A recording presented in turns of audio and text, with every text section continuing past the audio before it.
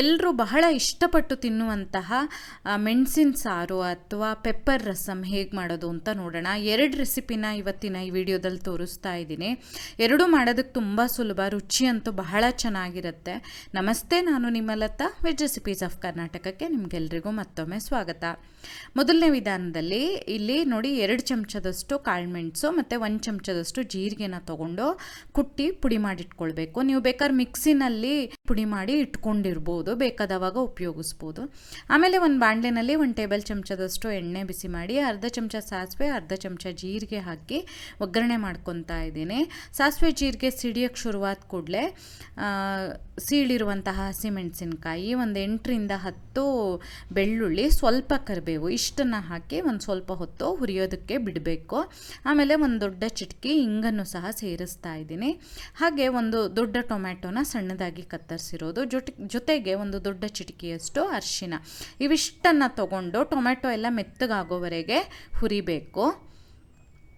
ಹಸಿಮೆಣಸಿನ್ಕಾಯಿ ಅಂದರೆ ನಾವು ಫಸ್ಟಿಗೆ ಕಾಳುಮೆಣಸು 2 ಚಮಚ ಹಾಕಿರ್ತೀವಲ್ಲ, ಸೊ ಅದನ್ನು ಗಮನದಲ್ಲಿಟ್ಕೊಂಡು ಹಸಿಮೆಣಸಿನ್ಕಾಯಿ ನಿಮ್ಗೆ ಎಷ್ಟು ಬೇಕೋ ಖಾರಕ್ಕೆ ತಕ್ಕ ಹಾಗೆ ಹಾಕ್ಕೊಳ್ಳಿ. ಮತ್ತು ಈ ಸಾರಿಗೆ ಬೆಳ್ಳುಳ್ಳಿ ಹಾಕಿದ್ರೆ ಚೆನ್ನಾಗಿರುತ್ತೆ, ನಿಮ್ಗೆ ಇಷ್ಟ ಇಲ್ಲ ಅಂದರೆ ನೀವು ಅದನ್ನು ಬಿಟ್ಬಿಡ್ಬೋದು.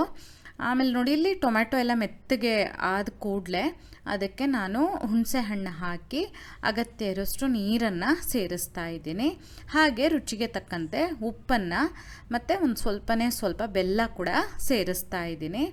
ಉಪ್ಪು, ಹುಳಿ, ಬೆಲ್ಲ ಎಲ್ಲದನ್ನು ನಾನು ಪ್ರತಿ ರೆಸಿಪಿಲೂ ಹೇಳ್ತಾ ಇರ್ತೀನಿ, ಪ್ರತಿ ವಿಡಿಯೋದಲ್ಲೂ ನಿಮ್ಮ ರುಚಿಗೆ ತಕ್ಕ ಹಾಗೆ ನೀವು ಹೊಂದಿಸ್ಕೊಬೋದು. ಬೇಕಾದರೆ ಲಾಸ್ಟಿಗೆ ಈ ರೀತಿ ಕುದಿಯೋದಕ್ಕೆ ಶುರುವಾದ ಕೂಡಲೇ ರುಚಿ ನೋಡಿಬಿಟ್ಟು ಬೇಕಾದ್ರೂ ಹಾಕ್ಕೊಬೋದು.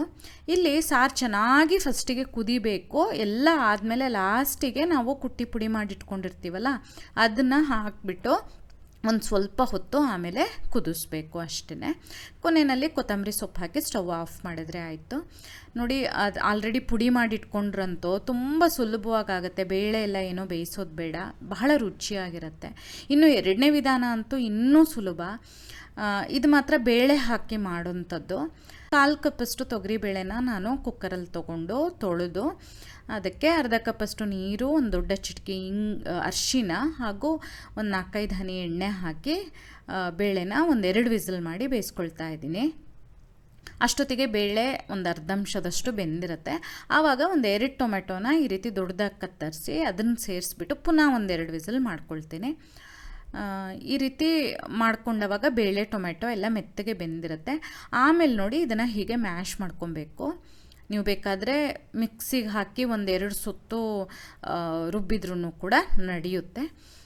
ಹೀಗೆ ಚೆನ್ನಾಗಿ ಅದನ್ನು ಮ್ಯಾಶ್ ಮಾಡಿಕೊಂಡು ಅದರಲ್ಲಿ ದೊಡ್ಡ ಸಿಪ್ಪೆ ಥರ ಸಿಕ್ಕಿದ್ರೆ ಅದನ್ನು ತೆಗೆದು ಉಳಿದಿರೋ ರಸ ಥರ ಇರುತ್ತಲ್ಲ ಇದನ್ನು ಉಪಯೋಗಿಸ್ಬೇಕಾಗತ್ತೆ. ನೀವು ಈ ರೀತಿ ಬೇಳೆ ಟೊಮೆಟೊನ ಬೆಳಿಗ್ಗೆ ಯಾವಾಗಲಾದ್ರು ಟೈಮ್ ಇದ್ದವಾಗ ಬೇಯಿಸಿಟ್ಕೊಂಡ್ಬಿಟ್ರೆ ಈ ಸಾರು ಕೂಡ ಅಷ್ಟೇ ತುಂಬ ಸುಲಭವಾಗಿ ಆಗುತ್ತೆ. ಇಲ್ಲಿ ರುಚಿಗೆ ತಕ್ಕ ಹಾಗೆ ಹುಣಸೆ ಹಣ್ಣು ಮತ್ತು ಉಪ್ಪನ್ನು ಹಾಕ್ತಾ ಇದ್ದೀನಿ ನಾನು. ಈ ಸಾರಿಗೆ ಬೆಲ್ಲ ಸಾಧಾರಣವಾಗಿ ಹಾಕೋದಿಲ್ಲ. ಇದು ಚೆನ್ನಾಗಿ ಈ ರೀತಿ ಕುದಿಯೋದಕ್ಕೆ ಶುರುವಾಗಬೇಕು. ಸಾಧಾರಣ ಮೆಣಸಿನ ಸಾರು ಮಾಡುವಾಗ ನೀವು ಈ ಪುಡಿಗಳನ್ನು ಯಾವಾಗಲೂ ಲಾಸ್ಟಿಗೆ ಹಾಕಬೇಕು. ಇಲ್ಲಿ ನಾನು 1.5 ಚಮಚದಷ್ಟು ಕೊತ್ತಂಬರಿ ಪುಡಿ, 1 ಚಮಚದಷ್ಟು ಕಾಳುಮೆಣಸಿನ ಪುಡಿ ಹಾಗೂ 1 ಚಮಚದಷ್ಟು ಜೀರಿಗೆ ಪುಡಿನ ಹಾಕ್ತಾ ಇದ್ದೀನಿ. ಇವಿಷ್ಟು ಪುಡಿಗಳನ್ನು ಹಾಕಿ ಒಂದು ಸಲ ಹೀಗೆ ಕುದಿಸಿ ಕೂಡಲೇ ಸ್ಟವನ್ನು ಆಫ್ ಮಾಡಿಬಿಡಬೇಕು. ಪುಡಿ ಹಾಕಿದ ಮೇಲೆ ಜಾಸ್ತಿ ಹೊತ್ತು ಕುದಿಸ್ಬಾರ್ದು. ಇದಕ್ಕೆ ಕೊನೆಯಲ್ಲೊಂದು ಒಗ್ಗರಣೆ ಹಾಕಬೇಕು. ಅದಕ್ಕೆ ಸಾಸಿವೆ, ಎಣ್ಣೆ, ಒಣಮೆಣಸಿನ್ಕಾಯಿ, ಇಂಗು, ಕರಿಬೇವು ಮತ್ತು ಜಜ್ಜಿರುವಂತಹ ಬೆಳ್ಳುಳ್ಳಿನ ಹಾಕ್ತಾ ಇದ್ದೀನಿ. ಇಂಗು ಬೇಕಾದರೆ ನೀವು ಸ್ಕಿಪ್ ಮಾಡ್ಬೋದು, ಅಥವಾ ಬೆಳ್ಳುಳ್ಳಿ ಇಷ್ಟ ಇಲ್ಲ ಅಂದರೆ ಬೆಳ್ಳುಳ್ಳಿನ ಬೇಕಾದರೂ ಸ್ಕಿಪ್ ಮಾಡ್ಬೋದು. ಬೆಳ್ಳುಳ್ಳಿ ಈ ರೀತಿ ಜಜ್ಜಿ ಹಾಕಿದ್ರೆ ಸಾಕು.